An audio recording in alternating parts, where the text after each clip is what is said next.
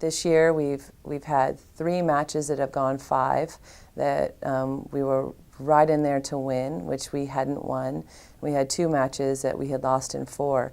And so for me, the Cal game in particular, for me, I was focused on just winning a match with a team that's RPI'd higher than us. And not that we played out of our heads, not that we played beyond our abilities. I thought that we were playing to our potential, and our reception patterns were stronger. We were firing from 5 positions. We had an outside hitter that was struggling, but nonetheless she was getting a lot of touches and blocking and helping in other aspects of the game. It was a stepping stone to what we've been wanting to achieve, and we did. So go Ags. I thought Bakersfield was really one of the toughest opponents we've played thus far.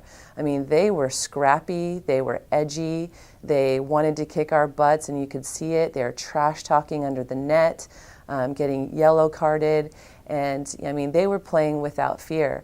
And to me, getting that W was probably one of the more significant W's that we've gotten in the preseason, because Bakersfield came in, they were ready to play. And for us, coming off of a big win, to turn around and muster it up to beat that particular team that particular day, that showed a lot of character. And to me, that was a great way to end preseason. Beginning this season with our first trip to LSU, I knew that we were going to have some challenges, and that we graduated 3 seniors the previous year who had been performance leaders for us. They were people who touched the ball at the end of the games.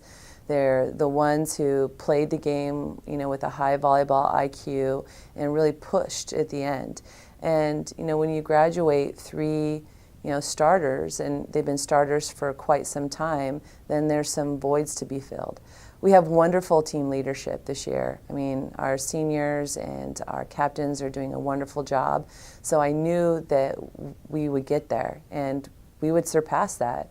And, the first weekend really showed that we were missing that performance leader at the end of games. We were missing the one who was going to take the big swing when it was 20-20, the one that, get me the ball, I can't believe you didn't set me, that type of stuff.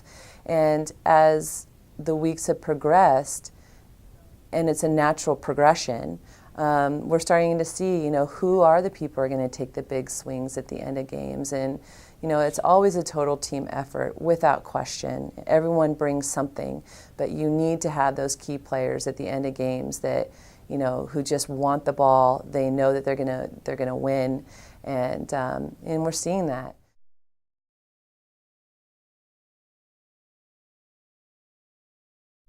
My goals going into Northridge are to receive serve better, is to be able to defend what they're good at, and to be able to execute where they're not good at. And for us to be able to put together a game plan and to be able to execute that game plan is going to be success for me. Northridge has also played a pretty good preseason. They're a team that's very similar to us in that they have a lot of veterans who have been playing for a while. They're well gelled, they're well formed. I think they're well coached I mean, they're a defensive team that when they're in a groove to block balls and dig balls, you're going to have to work hard for a kill, and you're going to have to move the ball around, and you can't just beat them with one shot. You're going to have a few different shots in your portfolio as an attacker.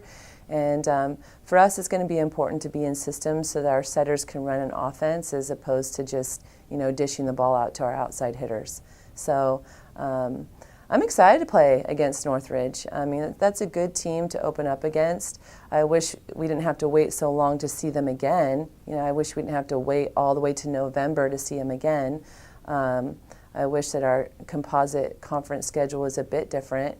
But I'm excited to go there and to start Big West Conference play. I can't believe there's only 16 matches left.